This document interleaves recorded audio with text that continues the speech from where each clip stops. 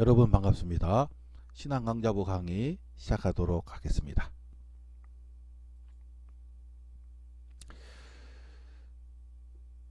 네, 우리는 현재 모세오경의 구조를 살펴보고 있습니다. 크게 다섯 가지 구분으로 우리가 할 수 있다. 5개의 영역으로 구분할 수 있다 하는 것을 지난 시간에 우리가 살펴보고 있었습니다. 그 중에서 세 번째 부분이 되겠습니다. 시내산 체류 장면이죠. 시내산에서 계약을 맺는 그런 내용이 되겠습니다. 시내산 계약의 내용은 한마디로 하나님께서 이제 이스라엘의 하나님이 되시고 이스라엘은 하나님의 백성이 된다 하는 것이 내용이 되겠습니다. 그렇기 때문에 이스라엘이 이제는 하나님과 함께 갈 수 있게 되었는데요. 하나님께서 함께 하시는데 그런데 매개체가 있어야 됩니다. 직접 하나님 임하시면 다 죽으니까 간접적인 매개체가 있어야 됩니다. 그것이 바로 이제 성막인 것이죠. 그래서 성막을 만들게 됐습니다.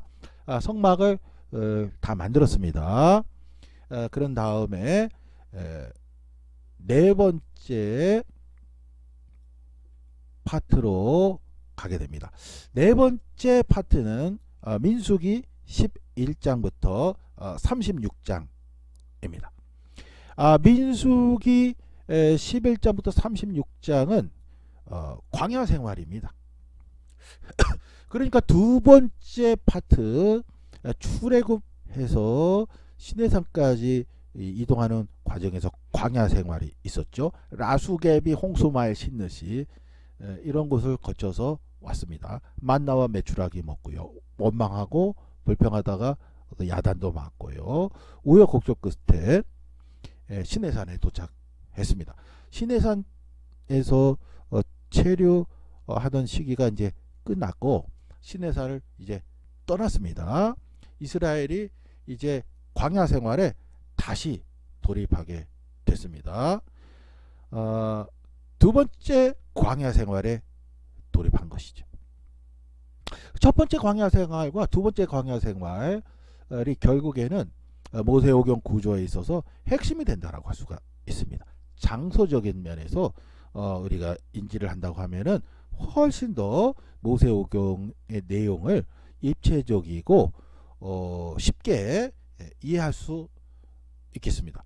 첫 번째 광야 생활은 출애굽한 이스라엘이 시내산을 향하는 과정이었죠. 두 번째 광야 생활은 시내산에서 하나님과 계약 맺은 이스라엘이 광야 생활에 돌입하는 것이죠.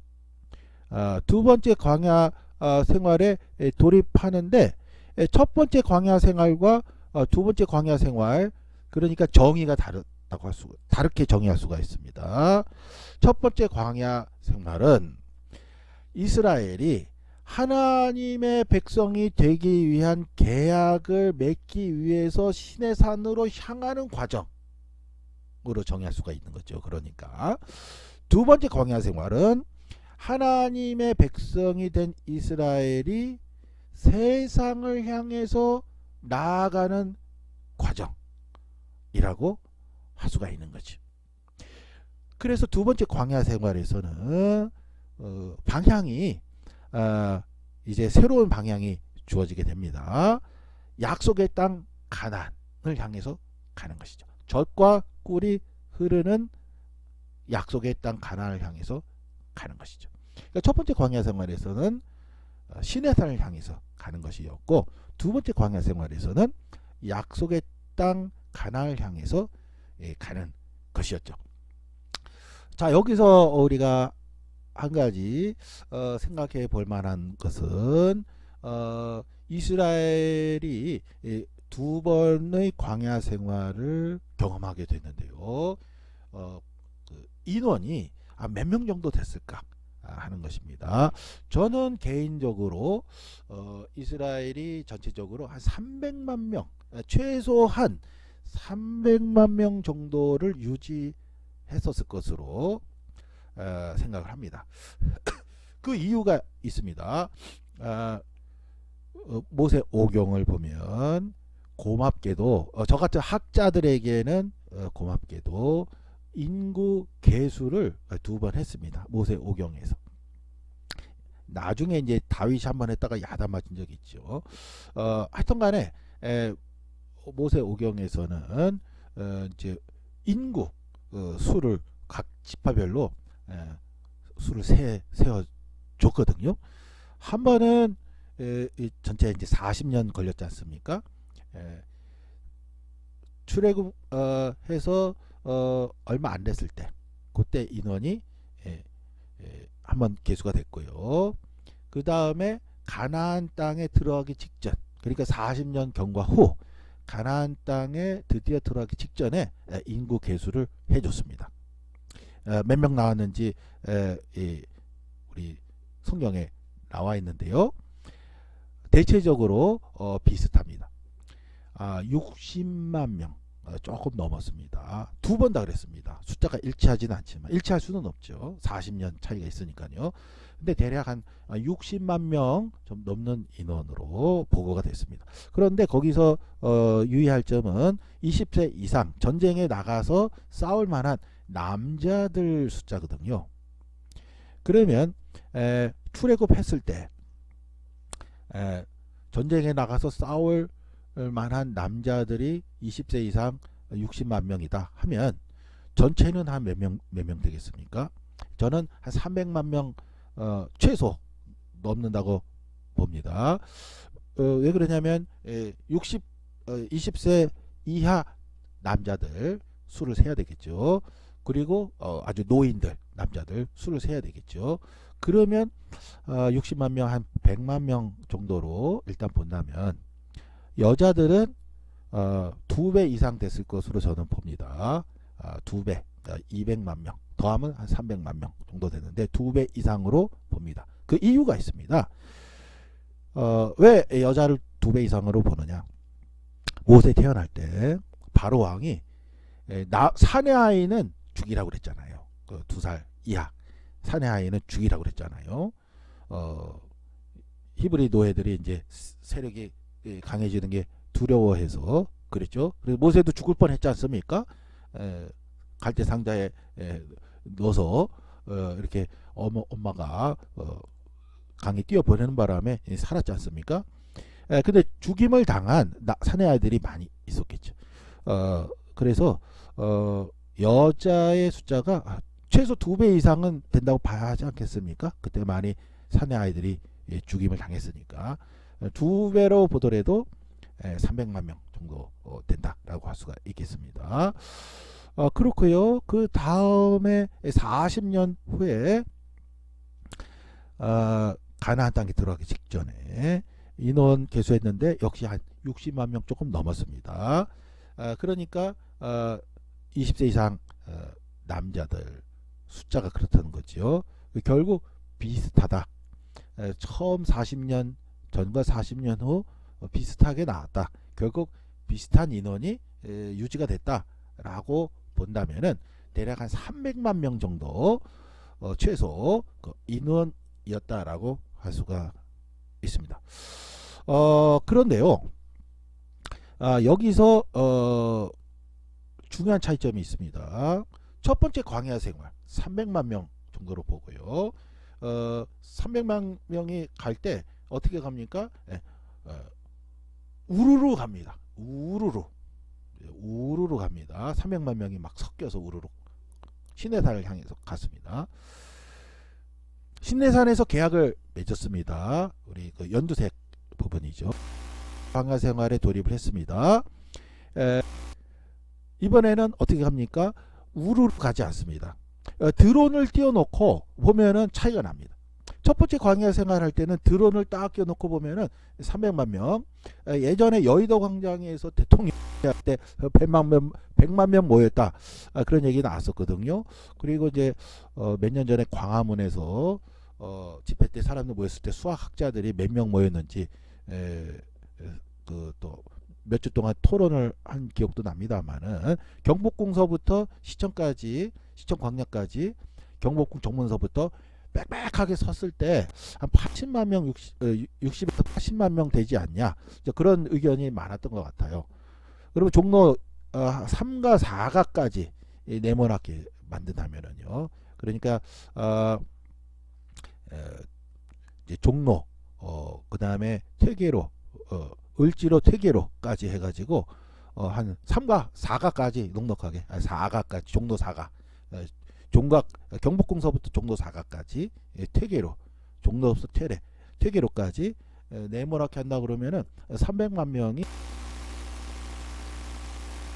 정도가 되겠죠. 그런데 이쪽 광야 생활은 우리가 아시다시피 방대한 지역이지 않습니까? 드론을 띄워놓고 보면은 300만 명이 이렇게 움직입니다. 그런데 시내산에서 계약을 맺은 다음에는 드론을 띄워놓고 딱 봤을 때 전혀 다릅니다. 이번에는 자리 배치가 있습니다. 두 번째 광야 생활에서 완전히 달라집니다. 한가운데는 비어 있습니다. 성막이 있습니다. 성막의 중심이 있습니다. 그리고 12지파가 북쪽에 셋, 서쪽에 셋, 남쪽에 셋, 동쪽에 셋 위치를 지정을 받습니다. 가운데는 비어 있고요. 그래서 가운데는 침범할 수가 없고요. 가운데에 구름기둥, 불기둥, 이제 구름기둥 안에 이제 불이 들어가 있는 형태인데 올라와서 하늘에서 이렇게 움직이면 그걸 따라갑니다. 12지파가. 가운데 성막이 있고요. 그 성막 중심으로 12지파가 이 사이드에서 자기 위치를 지키면서 가는 것이죠. 인도하는 대로 가는 것이죠. 신해산 계약을 맺기 전에는 성막이 없죠. 신해산 계약 맺었기 때문에 거기서 성막을 만들었으니까요. 가운데 연두색 부분에서요. 그러니까 그 전에는 성막이 없었죠. 신해산 계약 맺으러 가는 거니까 계약 이전 상태죠. 300만 명이 그러니까 우르르 섞여서 우르르 갔다라고 볼 수가 있습니다. 그런데 두 번째 광야 생활에서는 가운데가 비어 있습니다. 성막 위치입니다. 12지파가 북쪽에 셋, 동쪽에 셋, 남쪽에 셋, 서쪽에 셋 자기 위치를 지키면서 성막 중심에 이동을 한다라고 볼 수가 있습니다. 이 성막이라 함은 하나님이 계약을 맺으셨기 때문에 이제 함께 가시는 거거든요. 하나님 중심의 삶이 이제 시작이 됐다라고 할 수가 있겠습니다. 이번에 우리가 모처럼 성경을 읽는 그런 이제 신앙 강좌반을 운영을 하면서 처음 언급했던 대로 우리가 성경의 내용을 봄에 있어서 특별히 성전 중심으로 포커스를 두고 읽으면 좋겠다라고 이야기가 되었었습니다.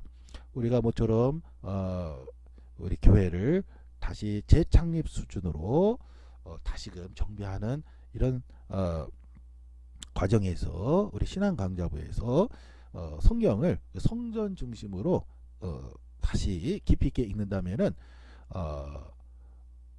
읽어서 다시 우리가 교회를 재창립 수준으로 정비하는데 조금이나마 도움이 되는 그런 역할이 되기를 바라겠습니다.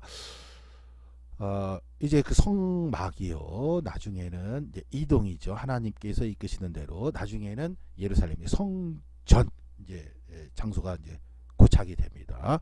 그것은 이제 나중에 우리가 성경을 읽으면서 보도록 하겠고요. 아무튼 이스라엘이 하나님과 계약을 맺은 이후에 두 번째 광야 생활에 돌입하게 됐습니다. 그러니까 우리가 구체적으로 모세오경을 읽을 때 염두에 두면 좋겠다고 하는 것이죠. 첫 번째 광야 생활 300만 명 정도가 우르르 갔다. 두 번째 광야 생활 이번에 성막이 생겼습니다. 시내산에서 계약을 맺었으니까요. 성막이 가운데 그리고 12지파가 사이드에 있습니다. 성막 중심에 이동이 되겠습니다.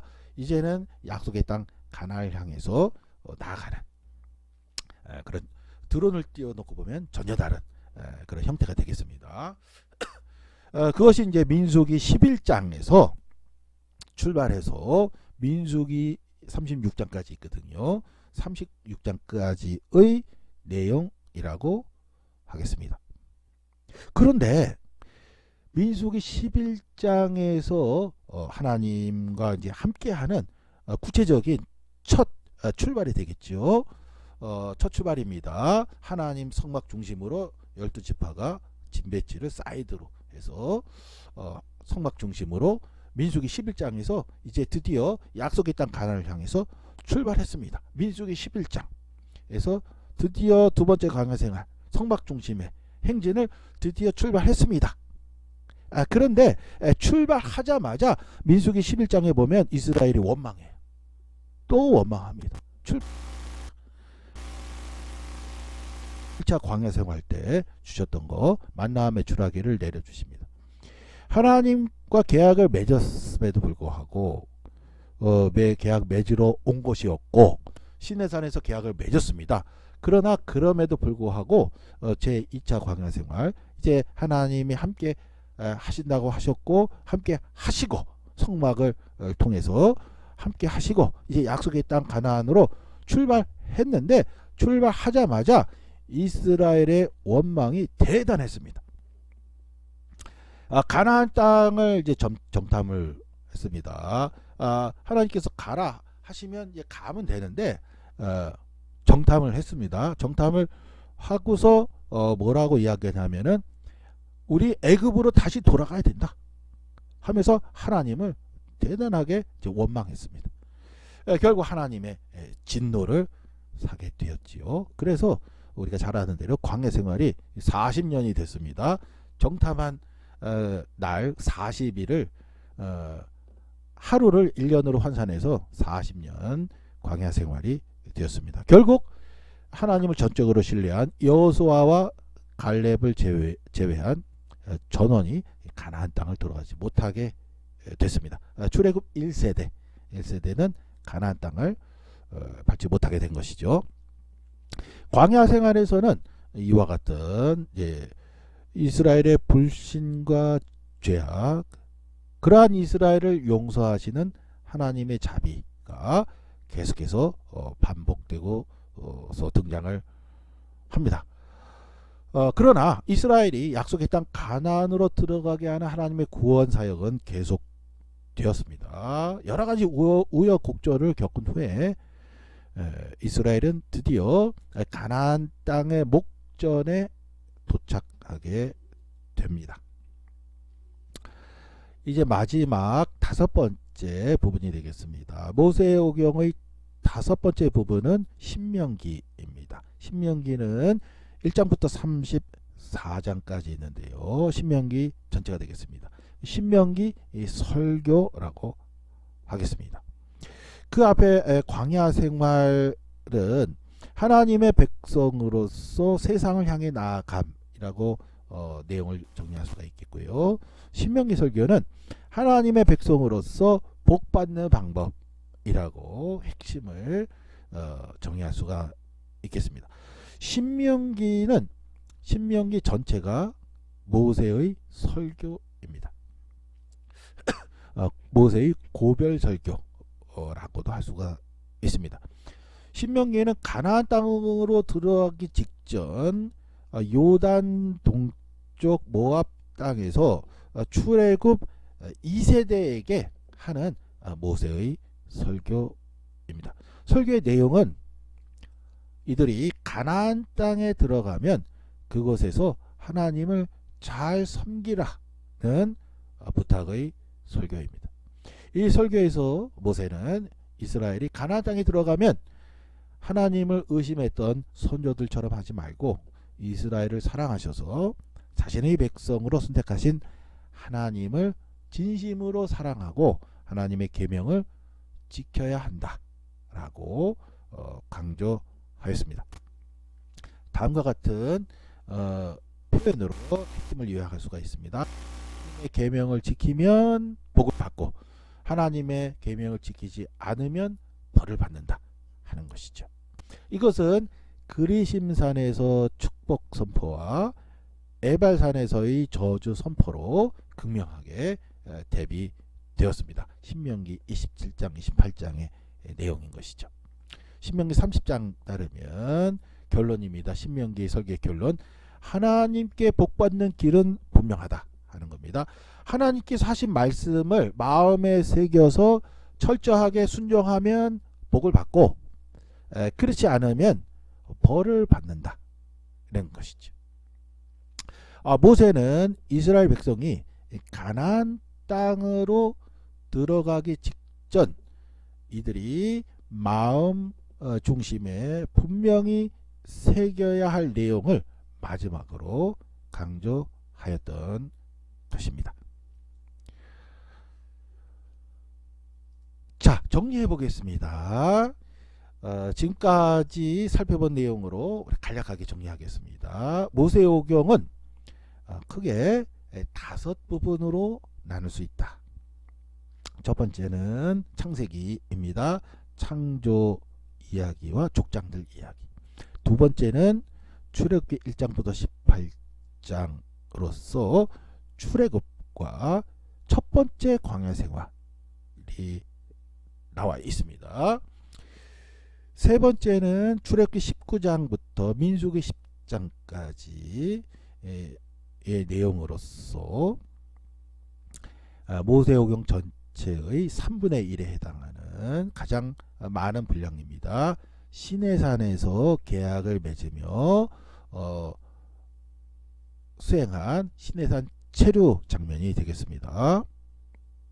그 다음은 민수기 11장부터 36장으로서 하나님과 계약을 맺은, 시내산 계약을 맺은 이스라엘이 하나님의 백성으로서 세상을 향해서 나아가는 여정이 되겠습니다. 두 번째 광야 생활이 되겠습니다. 이번에는 약속의 땅 가나안으로 가는 것이죠. 그 다음에 마지막 5번째는 신명기입니다. 신명기는 전체가 모세의 마지막 고별 설교다라고 할 수가 있겠습니다. 자, 그렇다면 우리가 시각적으로 볼 때요, 제가 첫 번째와 5번째는 주황색으로 표시하였습니다. 그리고 두 번째와 네 번째는 하늘색으로 표시했습니다. 그렇게 상응을 이룬다라고 보면은 훨씬 시각적으로 우리가 잘 이해할 수 있기 때문에 제가 색깔을 5가지 색깔로 표현하지 않았고요. 첫 번째와 5번째, 두 번째와 네 번째를 같은 색으로 표시했습니다. 이렇게 이해하면 훨씬 우리가 더 잘 이해할 수가 있겠습니다. 그러니까 결국 핵심은 두 번의 광야 생활, 그러니까 첫 번째 광야 생활과 두 번째 광야 생활을 잘 구분해 낼 수 있다면은 우리가 모세오경을 전체 구조를 이해하는 데 있어서 큰 도움이 된다라고 할 수가 있겠습니다. 지금부터는 가운데 있는 시내산 체류 장면에 대해서 집중적으로 살펴보도록 하겠습니다. 모세오경의 구조를 이해하는 데 있어서 가운데 있는 시내산 체류 장면을 이해하는 것이 사실상 가장 중요한 열쇠를 가지고 있다라고 할 수가 있겠습니다. 잠시 언급한 바가 있습니다만 세 번째 부분은 출애굽기 19장에서 민수기 10장에 이르는 총 59장에 이르는 방대한 분량입니다. 모세오경 전체의 한 3분의 1가량 해당하는 그런 많은 분량입니다. 출애굽기 19장부터 40장까지 있고요. 이어서 레위기 전체가 그 안에 있고요. 또한 민수기 1장부터 10장 전체를 다 포괄하는 방대한 분량이라고 할 수가 있습니다. 그렇지만 많은 분량이 있지만 시간적으로 오랜 세월에 걸친 내용은 아닙니다. 출애굽기 19장 1절, 출애굽기 19장 1절은 출애굽한 이스라엘이 시내산에 도착한 시점이거든요. 19장 1절은 다음과 같습니다. 이스라엘 자손이 이집트 땅에서 나온 뒤 셋째 달 초하룻날 바로 그날 그들은 시내 광야에 이르렀다. 시간의 기점은 언제입니까? 이집트 땅에서 나온 뒤, 이집트 땅에서 나온 날. 좀 더 정확하게 표현한다면 6월절 있었던 날입니다. 실제 그 10번째 재앙 있던 날, 첫 번째 6월절이죠. 그 날, 10번째 재앙이 있던 날이 출발 날로 삼은 거죠. 나온 뒤 셋째 달 초하루 날. 셋째 달 초하루는 우리 요즘 시대로 표현하면은 3월 1일로 표현하면 되겠습니다. 3월 1일. 3월 1일에 시내 광야에 이르렀다. 시내산에 이르렀다라고 할 수가 있습니다. 그러면 출발해서 얼마나 걸린 것입니까?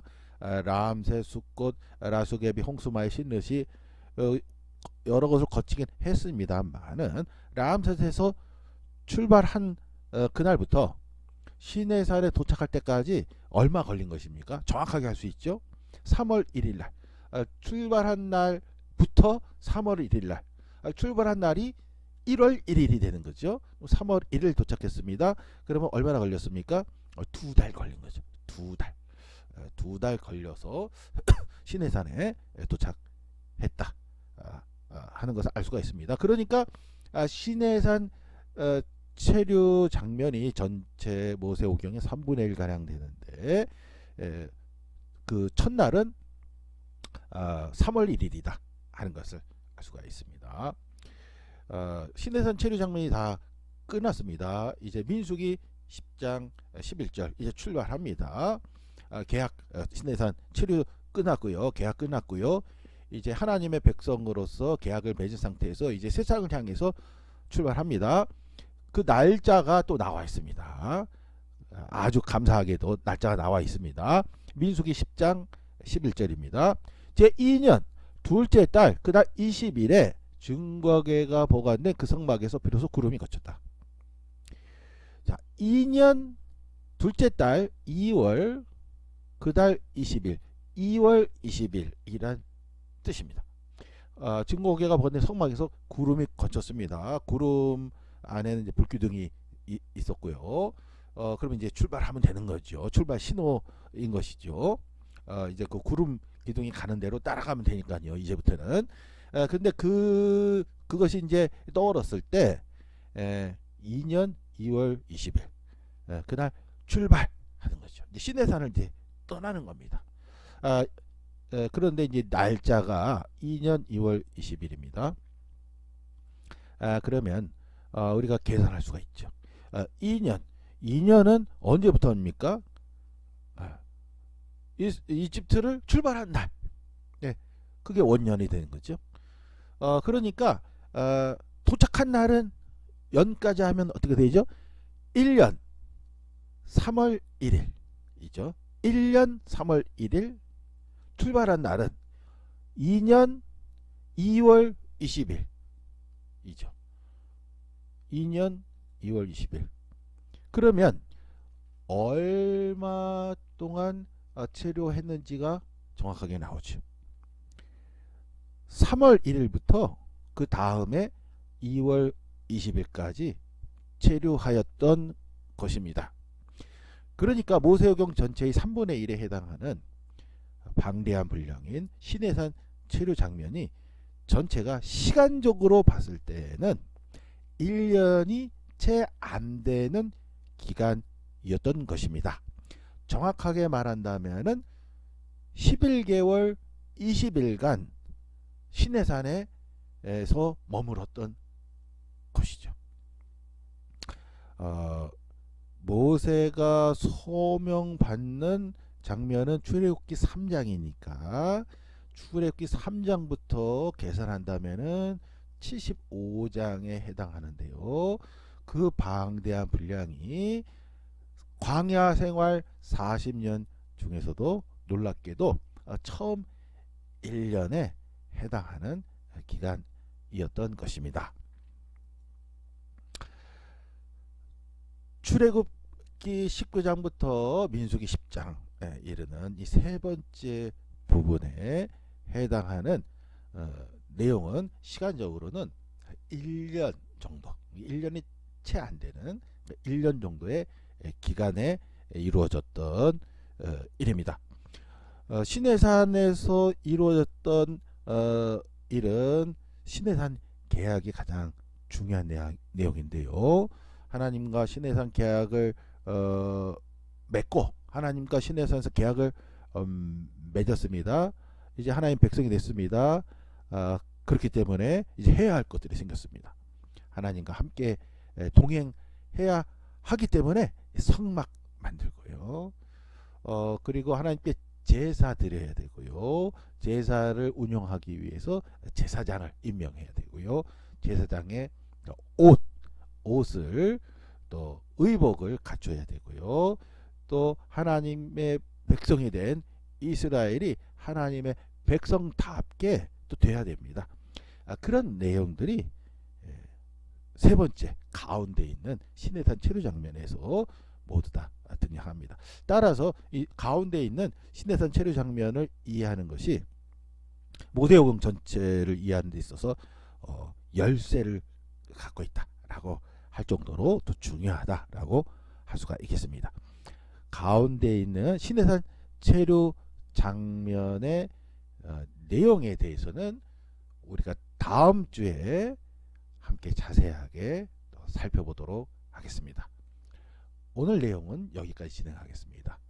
여러분 수고 많으셨습니다.